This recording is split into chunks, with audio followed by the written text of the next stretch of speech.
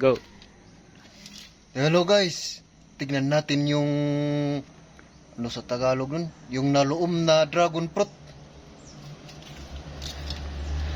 Nakikita nyo ba yung andun? Yung nasa gilid?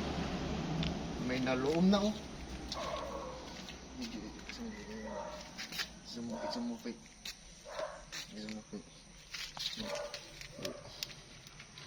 Paano ganito ang magpugas ng dragon fruit? Tiri-tiri-tir nyo yung ganun. Oh. Tapos tikman natin kung matamis o hindi. Kahit hindi, pag ganito na para sa akin, matamis na to, naluom na to, pwede na to. Ganito naman, kahit wala kayong kutsilyo, hiwain nyo sa kamay nyo. Diba? Ganon ang teknik. Pero tikman natin kung matamis ba o hindi.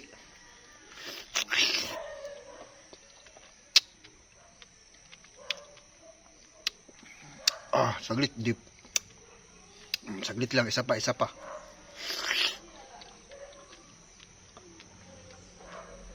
Di ko ma-explain yung sarap eh.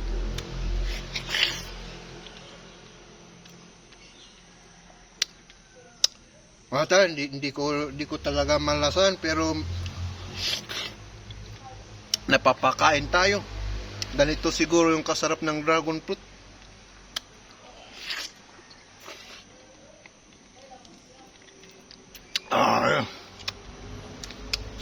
Nandito pa yung isa.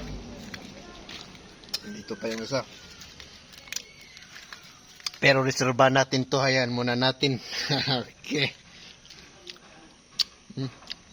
Tingnan kita yun. Okay.